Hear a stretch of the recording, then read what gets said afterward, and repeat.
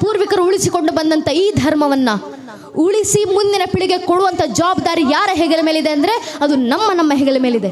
ನಾವೇ ಆ ಹೊಣೆಗಾರಿಕೆಯನ್ನು ವಹಿಸ್ಕೊಳ್ಬೇಕು, ನಾವೇ ಆ ಕೆಲಸವನ್ನು ಮಾಡಬೇಕು. ಮತ್ತು ಒಂದಂತೂ ಸತ್ಯ, ಪೂಜ್ಯನಿಯರು ಮಾತಾಡ್ತಾ ಇರಬೇಕಾದ್ರೆ ಹೇಳಿದ್ರು, ಮನೆಯ ಒಂದೊಂದು ಮಗುವಿಗೂ ಸಂಸ್ಕಾರ ಕೊಡುವಂಥ ಅವಶ್ಯಕತೆ ಇದೆ. ದೇಶದಲ್ಲಿ ಸಂಸ್ಕಾರ ಬೆಳಿಬೇಕು. ಮತ್ತೊಮ್ಮೆ ಅಂತಹ ಸಂಸ್ಕಾರವನ್ನು ಮನೆಯಲ್ಲಿ ಮಕ್ಕಳಿಗೆ ಕೊಡುವಂಥ ಕಾರ್ಯ, ಧರ್ಮ ಉಳಿಸುವಂಥ ಕಾರ್ಯ ಯಾರಿಂದಾದರೂ ಸಾಧ್ಯ ಆದರೆ ಅದು ತಾಯಿಂದ್ರಿಂದ ಮಾತ್ರ ಸಾಧ್ಯ ಆಗೋದು, ಇನ್ಯಾರೂ ಮಾಡ್ಲಿಕ್ಕೆ ಸಾಧ್ಯ ಇಲ್ಲ. ಯಾಕೆ ತಾಯಿಂದ್ರಿದೆ ಮಾತ್ರ ಆಗೋದು? ತಾಯಿಂದ್ರೆ ಮಕ್ಕಳಿಗೆ ಸಂಸ್ಕಾರ ಕೊಡುವಂಥ ಸಾಮರ್ಥ್ಯ ಇರೋದು. ನಾನು ಹೇಳ್ತಾ ಇರೋದಲ್ಲ, ಶ್ರೀಕೃಷ್ಣ ಪರಮಾತ್ಮ ಹೇಳಿರುವಂಥ ಮಾತು. ಇಡೀ ಮಹಾಭಾರತದ ಕುರುಕ್ಷೇತ್ರ ಯುದ್ಧ ಮುಗಿದ ನಂತರ ತನ್ನ ಅಷ್ಟು ಜನ ಮಕ್ಕಳನ್ನು ಕಳ್ಕೊಂಡಿದ್ದ ಗಾಂಧಾರಿ ತಾಯಿ ಕಣ್ಣೀರಿಡ್ತಾ ಬಂದು ಕೃಷ್ಣನ ಮುಂದೆ ಕೂತ್ಕೊಂತಾರೆ. ಅದೇ ಸಮಯಕ್ಕೆ ಯುದ್ಧ ಗೆದ್ದು ಬಂದ ಪಾಂಡವರ ತಾಯಿ ಕುಂತಿ ತನ್ನ ಮಕ್ಕಳೊಂದಿಗೆ ಬಂದು ಗಾಂಧಾರಿ ತಾಯಿ ಎದುರುಗಡೆ ಕೂತ್ಕೊಂತಾರೆ. ಮಧ್ಯದಲ್ಲಿ ಶ್ರೀಕೃಷ್ಣ ಪರಮಾತ್ಮ ನಿಂತಿದ್ದಾರೆ. ಗಾಂಧಾರಿ ತಾಯಿ ಮಕ್ಕಳನ್ನು ಕಳ್ಕೊಂಡ ದುಃಖದಲ್ಲಿ, ಯುದ್ಧ ಸೋತಂತ ಕೋಪದಲ್ಲಿ ಕಣ್ಣೀರಿಡ್ತಾ ಮುಷ್ಟಿ ಬಿಗಿ ಹಿಡಿದು ಗಟ್ಟಿದ್ವನೆಯಲ್ಲಿ ಕೃಷ್ಣನಿಗೆ ಪ್ರಶ್ನೆ ಮಾಡ್ತಾರೆ, ಕೃಷ್ಣ ಹೇಳು, ನನಗೆ ಯಾಕಿಂತ ಅನ್ಯಾಯ ಮಾಡಿದೆ? ಕೃಷ್ಣನಿಗೆ ಅರ್ಥ ಆಗೋದಿಲ್ಲ. ತಕ್ಷಣ ಗಾಂಧಾರಿ ತಾಯಿ ಉತ್ತರ ಕೊಟ್ಟರು, ಇಲ್ಲಪ್ಪ, ಜಗತ್ತಿನ ನನ್ನ ಮೋಸಗಾರ ಅಂತ ಕರಿಬೋದು, ಜಗತ್ತಿನ ನನ್ನ ಸುಳ್ಳುಗಾರ ಅಂತ ಕರಿಬೋದು, ಆದರೆ ನನಗೆ ಮಾತ್ರ ಸ್ಪಷ್ಟವಾಗಿ ಗೊತ್ತು ನೀನೇ ಭಗವಂತ. ಈಗ ಹೇಳಿ, ನನಗೆ ಯಾಕಿಂತ ಅನ್ಯಾಯ ಮಾಡಿದೆ? ನಾನೇ ನಿಂಗೆ ಕಲ್ಮಣಂತಂದು ಪೂಜೆ ಮಾಡಿದ್ನ? ಕುಂತಿ ಮಾತ್ರ ಹೂ ಹಣ್ಣುಗಳಲ್ಲಿ ಪೂಜೆ ಮಾಡಿದ್ಲ? ಇಲ್ಲ ತಾನೆ, ನಾನು ನಿನಗೆ ಹೂ ಹಣ್ಣುಗಳಲ್ಲೇ ಪೂಜೆ ಸಲ್ಲಿಸಿದ್ನಪ್ಪ. ಅದರಲ್ಲೂ ನಾನು ಮಹಾರಾಣಿಯಾಗಿದ್ದೆ, ಇನ್ನು ವೈಭೋಗದಿಂದ ನಿನ್ನನ್ನು ಆರಾಧಿಸ್ದೆ. ಆದರೂ ಕೂಡ ನನಗ್ಯಾಕಿಂತ ಅನ್ಯಾಯ ಮಾಡಿದೆ? ನನಗೆ ಮಾತ್ರ ಇಷ್ಟು ಕೆಟ್ಟ ಮಕ್ಕಳನ್ನೇನು ಕೊಟ್ಟೆ, ಕುಂತಿಗೆ ಮಾತ್ರ ಅಷ್ಟು ಒಳ್ಳೆ ಮಕ್ಕಳನ್ನೇನು ಕೊಟ್ಟೆ, ಏನಕ್ಕಿಂತ ಅನ್ಯಾಯ ಮಾಡಿದೆ? ಉತ್ತರ ಕೊಡು ಅಂತ ಗಾಂಧಾರಿ ತಾಯಿ ಕಣ್ಣೀರಿಡ್ತಾ ಕೃಷ್ಣನ ಮುಂದೆ ಪ್ರಶ್ನೆ ಮಾಡಿದಾಗ ಶ್ರೀಕೃಷ್ಣ ಪರಮಾತ್ಮ ನಸುನಕ್ಕು ಗಾಂಧಾರಿ ತಾಯಿಗೆ ಉತ್ತರ ಕೊಟ್ಟರು. ಅಮ್ಮ ಗಾಂಧಾರಿ ತಾಯಿ, ಆಗ್ಲಿಂದ ನಾನು ನಿನ್ಗೆ ಅನ್ಯಾಯ ಮಾಡಿದೆ ಅಂತ ಕಣ್ಣೀರಿಡ್ತಾ ಇದ್ದೆಲ್ಲ, ನೀನೇ ಯೋಚನೆ ಮಾಡಮ್ಮ. ನಿನ್ನ ಮಕ್ಕಳಲ್ಲೂ ಕುಂತಿಯ ಮಕ್ಕಳಲ್ಲಿ ಏನು ಮಹಾ ವ್ಯತ್ಯಾಸ ಇತ್ತು? ನಿನ್ನ ಮಕ್ಕಳು ಕುಂತಿಯ ಮಕ್ಕಳು ಇಬ್ಬರು ಒಂದೇ ವಂಶಕ್ಕೆ ಸೇರಿದವರು, ನಿಮ್ಮಿಬ್ಬರು ಮಕ್ಕಳು ಕೂಡ ಒಂದೇ ಕುಲಕ್ಕೆ ಸೇರಿದವರು, ನಿಮ್ಮಿಬ್ಬರ ಮಕ್ಕಳಲ್ಲಿ ಹರಿತಾ ಇರುವಂಥ ರಕ್ತ ಒಂದೇ, ರಕ್ತವನ್ನು ಹಂಚ್ಕೊಂಡು ದುಡ್ದಂಥ ರಕ್ತ ಸಂಬಂಧಿಗಳು, ನಿಮ್ಮಿಬ್ಬರು ಮಕ್ಕಳನ್ನು ಆಡಿ ಬೆಳೆಸಿದಂಥ ಗುರು ಹಿರಿಯರು ಒಬ್ಬರೇ, ನಿಮ್ಮಿಬ್ಬರು ಮಕ್ಕಳು ಕಲಿತಂಥ ಪಾಠ ಒಂದೇ, ಅವರಿಗೆ ಪಾಠ ಕಲಿಸಿದಂಥ ಗುರುಗಳು ಕೃಪಾಚಾರ್ಯ ನಂತರ ದ್ರೋಣಾಚಾರ್ಯ ಒಬ್ಬರೇ, ಪಾಠ ಕಲಿತಂಥ ಗುರುಕುಲ ಒಂದೇ. ಇಷ್ಟೆಲ್ಲ ಸಮಾನತೆ ನಿಮ್ಮಿಬ್ಬರ ಮಕ್ಕಳಲ್ಲೂ ಇರಬೇಕಾದ್ರೆ ಅಲ್ಲಿ ಬದಲಾಗಿದ್ದೇನು? ಕೃಷ್ಣ ಹೇಳ್ತಾರೆ, ತಾಯಿ ಮಾತ್ರ. ನೀನು ಗಾಂಧಾರಿ ತಾಯಿ, ನಿನ್ನ ಪತಿಯ ಮನೆಗೆ ಬಂದ ಕೂಡಲೇ, ಅರೆ ನನ್ನ ಪತಿಗಿರೋ ಸೌಭಾಗ್ಯ ನನಗೆ ಯಾಕೆ ಬೇಕು ಅಂತ ಕಣ್ಣಿಗೆ ಬಟ್ಟೆ ಕಟ್ಕೊಂಡೆ ಸರಿ, ಆದರೆ ಮಕ್ಕಳು ಜನಿಸಿದ ನಂತರವೂ ಕಣ್ಣಿಗೆ ಕಟ್ಟಿದಂಥ ಬಟ್ಟೆ ನೀನು ತೆಗಿಲಿಲ್ಲ. ಅರ್ಥಾತ್ ನೀನಾವತ್ತು ಕಣ್ಣಿಗೆ ಬಟ್ಟೆ ಕಟ್ಕೊಂಡು ನೋಡೋದನ್ನು ನಿಲ್ಲಿಸ್ತೋ, ಅವತ್ತಿನ ದಿನದಿಂದ ನಿನ್ನ ಮಕ್ಕಳು ನೋಡಬಾರ್ದನ್ನ ನೋಡಿದ್ರು, ಮಾಡಬಾರ್ದನ್ನ ಮಾಡಿದ್ರು, ಯಾರ ಜೊತೆ ಸೇರಬಾರ್ದು ಅಂಥವ್ರ ಜೊತೆನೇ ಸೇರಿದ್ರು. ಆದರೆ ಇನ್ನೊಂದು ಕಡೆ ಕುಂತಿ ತಾಯಿ ತನ್ನ ಪತಿ ತೀರಿಕೊಂಡ ನಂತರವೂ ಮಕ್ಕಳಿಗೆ ತಾಯಿ ಸ್ಥಾನದಲ್ಲಿ ಮಾತ್ರವಲ್ಲ, ತಂದೆ ಸ್ಥಾನದಲ್ಲಿ ನಿಂತ್ಕೊಂಡು ಕಣ್ಣಿಗೆ ಎಣ್ಣೆ ಬಿಟ್ಕೊಂಡು ತನ್ನ ಮಕ್ಕಳನ್ನು ನೋಡ್ಕೊಂಡ್ಲಮ್ಮ. ಅದಕ್ಕೆ ಕುಂತಿ ಮೊದಲನೇ ಮಗು ಯುಧಿಷ್ಠಿರ.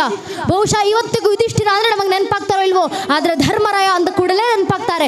ಅಂದರೆ ಪುಣ್ಯಾತ್ಮ ನಡೆದಂಥ ಹಾದೆಷ್ಟು ಪವಿತ್ರವಾದದ್ದು, ಧರ್ಮದಿಂದಲೇ ಹೆಸರುವಾಸಿ ಆದರೂ ಅದಕ್ಕೆ ಅವರ ಹಿಂದೆ ಬಂದಂಥ ತಮ್ಮಂದಿರು ಅದೇ ಶ್ರೇಷ್ಠ ಹಾದಿನಲ್ಲಿ ಬೆಳೆದು ಬಂದರು ಅಂತ ಒಬ್ಬೇ ಒಬ್ಬ ತಾಯಿ ತಂದಂಥ ವ್ಯತ್ಯಾಸ ನೋಡಿ. ಶ್ರೀಕೃಷ್ಣ ಪರಮಾತ್ಮ ಮಹಾಭಾರತದಲ್ಲಿ ನಮ್ಗೆ ನೀಡೋದಂಥ ಅದ್ಭುತ ದೃಷ್ಟಾಂತ.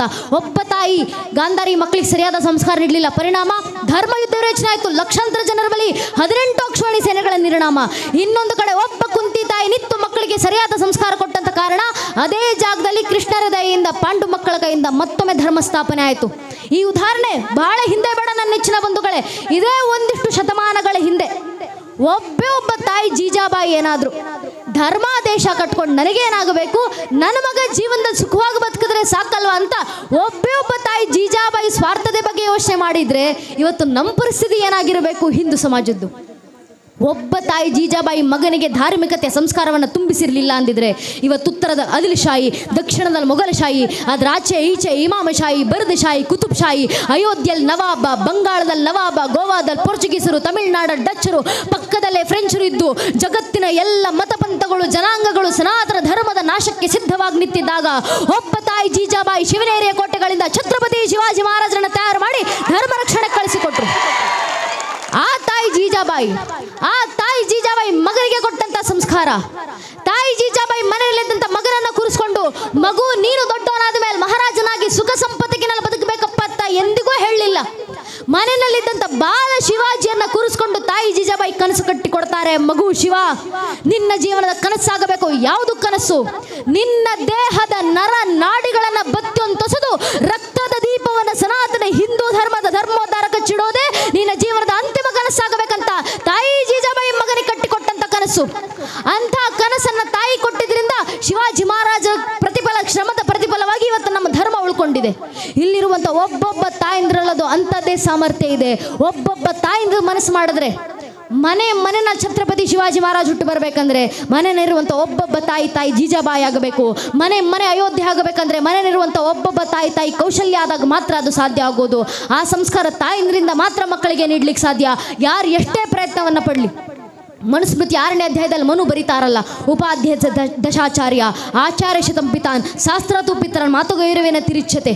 ಅರ್ಥಾತ್ 10 ಜನ ಉಪಾಧ್ಯಾಯರಿಗೆ ಒಬ್ಬ ಆಚಾರ್ಯ ಸಮ ಅಂತ, 100 ಜನ ಆಚಾರ್ಯರಿಗೆ ಒಬ್ಬ ತಂದೆ ಸಮ, ಆದರೆ ಅಂತ 1000 ಜನ ತಂದೆಯಂದಿರಿಗೆ ಒಬ್ಬ ತಾಯಿ ಸಮ ಅಂತ ಮನುಸ್ಮೃತಿನಲ್ಲಿ ಮನು ಬರೆದ್ರು.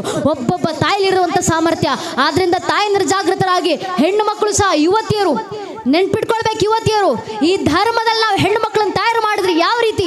ಈ ಧರ್ಮದ ಹೆಣ್ಣು ಮಕ್ಕಳನ್ನ ಈ ಧರ್ಮ ಯಾವತ್ತಿಗೂ ಅಡುಗೆ ಮನೆಗೆ ಸೀಮಿತ ಮಾಡಲಿಲ್ಲ, ಮನೆ ಹೊಸಲಿನ ಒಳಗೆ ಸೀಮಿತ ಮಾಡಲಿಲ್ಲ. ನಾನು ಈ ಕ್ಷಣ ನಿಮ್ಮ ಮುಂದೆ ನಿಂತ್ಕೊಂಡು ಒಮ್ಮೆ ಮೊಘಲರ ರಾಣಿಯರನ್ನ ನೆನಪಿಸ್ಕೊಳ್ಳಿ ಅಂದ್ರೆ ನಮ್ಮ ಕಣ್ಮುಂದೆ ಯಾವ ಭಾವಚಿತ್ರ ಬರ್ಬೋದು? ಪರ್ದೆ ಹಿಂದ್ಗಡೆ ಕೈಯಲ್ಲೊಂದು ಗುಲಾಬಿ ಹಿಡ್ಕೊಂಡು ತನ್ನ ಪಾಡಿಗೆ ತಾನು ಅಂತಃಪುರದಲ್ಲಿ ಕೂತಿರುವಂಥ ಹೆಣ್ಣು ಮಕ್ಕಳ ನೆನಪಾಗ್ಬೋದು ನಮಗೆ. ನಾನು ಈ ಕ್ಷಣ ನಿಮ್ಮ ಮುಂದೆ ಒಮ್ಮೆ ಬ್ರಿಟಿಷರ ರಾಣಿಯರನ್ನ ನೆನಪಿಸ್ಕೊಳ್ಳಿ ಅಂದ್ರೆ ನಮ್ಮ ಕಣ್ಮುಂದೆ ಯಾವ ಭಾವಚಿತ್ರ ನೆನಪಾಗ್ಬೋದು? ಅಲಂಕಾರ ಮಾಡಿಕೊಂಡು ವಜ್ರ ವೈಡೂರ್ಯಗಳನ್ನ ತೊಟ್ಕೊಂಡು ತನ್ನ ಅರಮನೆ ತನ್ನ ಪಾಡಿಗೆ ತಾನು ಕೂತಿರುವಂಥ ಹೆಣ್ಣು ಮಕ್ಕಳ ಭಾವಚಿತ್ರ ನಮಗೆ ನೆನಪಾಗ್ಬೋದು. ಅದೇ ನಾನು ಈ ಕ್ಷಣ ಒಮ್ಮೆ ಹಿಂದೂ ರಾಣಿಯರನ್ನು ನೆನಪಿಸ್ಕೊಳ್ಳಿ ಅಂದರೆ ನಮ್ಮ ಕಣ್ಮುಂದೆ ಅಲಂಕಾರ ಮಾಡಿಕೊಂಡು ಗುಲಾಬಿ ಹಿಡ್ಕೊಂಡು ಅಂತಃಪುರ ಅರಮನೆಯಲ್ಲಿ ತನ್ನ ಪಾಡಿಗೆ ತಾನು ಕೂತಿರುವಂಥ ಹೆಣ್ಣು ಮಗಳ ನೆನಪಾಗೋದಿಲ್ಲ.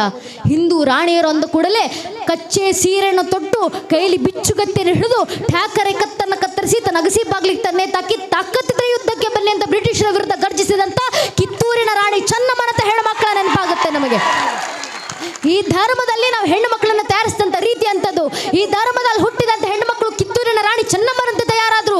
ಈ ಧರ್ಮದಲ್ಲಿ ಹುಟ್ಟಿದಂಥ ಹೆಣ್ಣು ಮಕ್ಕಳು 20 ವರ್ಷ ಅರಿಯದ ಹೆಣ್ಣು ಮಕ್ಕಳು ಏಕಾಂಗಿಯಾಗಿ ಕೈಯಲ್ಲೊಂದು ಒನಕೆಯನ್ನು ಹಿಡಿದು ನಿಂತು ಹೈದರಾಳಿ ಸೈನಿಕರ ನರಮೇಧವನ್ನು ಮಾಡಿದಂಥ ಒನಕೆ ಓಬವ್ವನಂತೆ ಹೆಣ್ಣು ಮಕ್ಕಳನ್ನು ತಯಾರು ಮಾಡಿದಂಥ ಧರ್ಮ ನಮ್ಮದು. ಈ ಧರ್ಮದಲ್ಲಿ ಹುಟ್ಟಿದಂಥ ಹೆಣ್ಣು ಮಕ್ಕಳು ಕ್ಷಾತ್ರ ತೇಜಸ್ಸು ಮಾತ್ರ ಅಲ್ಲ, ಜ್ಞಾನ ಪರಂಪರೆನಲ್ಲೂ ಒಬ್ಬ ಅಕ್ಕ ಮಹಾದೇವಿಯ ಉದಾಹರಣೆ ಸಾಕು. ಶೂನ್ಯ ಪೀಠದ ಮುಂದೆ ನಿಂತಂತ ಅಕ್ಕ ಮಹಾದೇವಿಗೆ ಶೂನ್ಯ ಪೀಠದ ಮೇಲೆ ಕೂತಿದಂತ ಅಲ್ಲಮ್ಮ ಪ್ರಭುಗಳು ಮಾಡಿದಂತ ಮೊದಲನೇ ಪ್ರಶ್ನೆ, ನಿನ್ನ ಪತಿಯ ಹೆಸರೇನು ತಾಯಿ? ಅಲ್ಲಮ್ಮ ಪ್ರಭುಗಳಿಗೆ ಸತ್ಯ ಗೊತ್ತು, ಆದರೆ ಉಳಿದ ಶರಣರಿಗೆ ಸತ್ಯ ದರ್ಶನ ಆಗಲಿ ಅನ್ನೋ ಕಾರಣದಿಂದ ಅಲ್ಲಮ್ಮ ಪ್ರಭುಗಳು ಮಾಡಿದಂತ ಪ್ರಶ್ನೆ, ನಿನ್ನ ಗಂಡನ ಹೆಸರೇನು? ಆಗ ಅಕ್ಕ ಮಹಾದೇವಿ ಶೂನ್ಯ ಪೀಠದ ಮುಂದೆ ನಿಂತು ಎಲ್ಲ ಶರಣರ ಮುಂದೆ ಉತ್ತರವನ್ನು ಕೊಡ್ತಾರೆ, ಹಿಯಕ್ಕೊಬ್ಬ ಗಂಡ ಪರಕ್ಕೊಬ್ಬ ಗಂಡನೇ, ಎನಿಗೆ ಚನ್ನಮಲ್ಲಿಕಾರ್ಜುನ ಒಬ್ಬನೇ ಗಂಡನಯ್ಯ ಅಂತ. ಅಂಥ ಭಕ್ತಿಯ ಪರಾಕಾಷ್ಠೆಯನ್ನು ಮುಟ್ಟಿದಂಥ ಹೆಣ್ಣು ಮಕ್ಕಳನ್ನು ತಯಾರು ಮಾಡಿದಂಥ ಧರ್ಮ ನಮ್ಮದು. ಆ ಪರಂಪರೆನ ನಾವು ಹುಟ್ಟಿದ್ದೀವಿ ಅಂದ ಮೇಲೆ ನಮ್ಮ ಮೇಲೆ ಧರ್ಮ ಉಳಿಸುವಂಥ ಜವಾಬ್ದಾರಿ ಇನ್ನೆಷ್ಟು ವಿಶಾಲ ಮಟ್ಟದಿದೆ, ನಾವಿನ್ನೆಷ್ಟು ಹೆಮ್ಮೆ ಪಡಬೇಕು. ಅಂತ ಸನಾತನ ಧರ್ಮದಲ್ಲಿ ಹುಟ್ಟಿರುವಂಥ ಹೆಣ್ಣು ಮಕ್ಕಳು ನಮ್ಮ ಪರಂಪರೆಯನ್ನು ನೆನಪಿಸ್ಕೊಂಡು ಜಾಗೃತರಾಗಿ ನಮ್ಮ ರಕ್ತದ ಪರಿಚಯ ನಮಗಾಗಲಿ. ಪ್ರತಿ ಬಾರಿ ಕೇಸರಿಯನ್ನು ನೋಡಿದಾಗ ಹಣೆ ಕುಂಕುಮ ತಿಲಕವನ್ನು ಇಡಬೇಕಾದ್ರೆ ನಮ್ಮ ಹೆಣ್ಮಕ್ಳಿಗೆ ನೆನಪಾಗಬೇಕು. ಹಣೆಗೆ ವಿಭೂತಿ ಪಟ್ಟೆಯನ್ನು ಬಳಿಬೇಕಾದ್ರೆ ಪ್ರತಿಯೊಬ್ಬ ಹಿಂದುವಿಗೂ ನೆನಪಾಗಬೇಕು. ಕಾಟಾಚಾರಕ್ಕೆ ಹಣೆ ಕುಂಕುಮ ತಿಲಕ ವಿಭೂತಿ ಇಡ್ತಿಲ್ಲ, ಕಾಟಾಚಾರಕ್ಕೆ ಕೈಯಲ್ಲಿ ರಕ್ಷೆಯನ್ನು ತೊಟ್ಕೊಂಡು ಓಡಾಡ್ತಿಲ್ಲ, ಕಾಟಾಚಾರಕ್ಕೆ ಊರು ತುಂಬ ಕೇಸರಿ ತೋರಣಗಳನ್ನ ಭಗವದ್ಧ್ವಜವನ್ನು ಕಟ್ಟಿಲ್ಲ. ಆ ತಿಲಕ, ಆ ಕುಂಕುಮ, ಆ ವಿಭೂತಿ ಒಂದು ಸಂಕೇತ. ಯಾವುದರ ಸಂಕೇತ? ಒಬ್ಬ ಕವಿಗಳು ಬಹಳ ಸುಂದರವಾಗಿ ಹೇಳಿದ್ದಾರಲ್ಲ, ये है देखो राजपुताना नाज से तलवारों पे, इसने अपना जीवन काटा बर्जी तीर कटारों पे, कूद पड़ी थी यहाँ हजारों पद्मिनियां अंगारों पे, इस मिट्टी का कण कण कह रहा आजादी की नारा, इस मिट्टी का कण कण बोल रहा कुर्बानी की गाथा, इस मिट्टी से तिलक करो ये धरती है बलिदानों के ಅಂತ ಕವಿಗಳು ಹೇಳಿದ್ರಲ್ಲ. ಆ ಕುಂಕುಮ ಸಂಕೇತ ಯಾವುದರ ಸಂಕೇತ? ನಮ್ಮ ಮೇಲಾದಂಥ ಸಾವಿರಾರು ವರ್ಷಗಳ ದಾಳಿಯ ನಂತರವೂ, ಅಸಂಖ್ಯ ಆಕ್ರಮಣಗಳ ನಂತರವೂ, ನೂರಾರು ಕಷ್ಟ ನಷ್ಟಗಳ ನಡುವೆಯೂ ಇವತ್ತಿಗೂ ತಲೆ ಎತ್ತಿ ತರವೆತ್ತಿ ನಿಂತಿರುವಂಥ, ಮೃತ್ಯುವನ್ನು ಮಣಿಸಿ ಜೀವಿಸ್ತಾ ಇರುವಂಥ ಮೃತ್ಯುಂಜಯ ಸನಾತನ ಹಿಂದೂ ಧರ್ಮದ ಕ್ಷತ್ರಿಯ ಪರಂಪರೆ ಸಂಕೇತ ಕುಂಕುಮ. ಅದಕ್ಕೆ ಹಣೆ ಕುಂಕುಮ ತಿಲಕ ವಿಭೂತಿ ಇಡಬೇಕಾದ್ರೆ ಸ್ವಾಭಿಮಾನ ಬರಬೇಕು ಹಿಂದೂಗಳಲ್ಲಿ ಅಂತ ನಮ್ಮ ಪೂರ್ವಿಕರು ಹೇಳಿಕೊಟ್ರು. ಆ ಸ್ವಾಭಿಮಾನ ನಮ್ಗೆ ಅರ್ಥ ಆಗಬೇಕು, ನಮ್ಮ ಇತಿಹಾಸದ ಪರಿಚಯ ನಮ್ಗೆ ಅರ್ಥ ಆಗಬೇಕು, ನಮ್ಮಲ್ಲಿ ಹರಿತಾ ಇರುವಂಥ ರಕ್ತದ ಕಣದ ಪರಿಚಯ ನಮಗಾಗಬೇಕು. ಹಿಂದೂಗಳ ಪರಿಚಯ ಯಾವುದು? अटल बिहारी वाजपेयी जी और ಹೇಳ್ತಾರಲ್ಲ, ಹಿಂದೂಗಳ ಪರಿಚಯ, मैं शंकर का वह क्रोधा ललकर सकता जग को क्षार क्षार, मैं डमरू का वह प्रलयंकार ध्वनि जिसमें नचता भीषण संहार, मैं माँ दुर्गा का उन्मत्त हास, मैं माँ काली का शस्त्राभ्यास, मैं यम की प्रलयंकारी पुकार, अगर अंतरतम की अग्नि से जगती में आग लगा दूं मैं, यदि ददकुट जड़ स्थल अंबर जड़ चेतन तो कैसा विस्मय, हिंदू तन मन हिंदू जीवन रग रग हिंदू मेरा परिचय ಅಂತ ವಾಜಪೇಯಿ ಅವರು ಕೊಟ್ಟಂತ ಕರೆ. ಆ ಕರೆ ನಮ್ಮ ಕಿವಿಗಳಲ್ಲಿ ಗುಂಜಿಸುವಂತಾಗಲಿ, ನಮ್ಮ ರಕ್ತದ ಪರಿಚಯ ಒಬ್ಬೊಬ್ಬರಿಗೂ ಆಗುವಂತಾಗಲಿ. ಆ ರಕ್ತದ ಪರಿಚಯ ನಾವು ಮುಂದಿನ ಪೀಳಿಗೆಗೆ ಮಾಡಿಕೊಡಬೇಕು.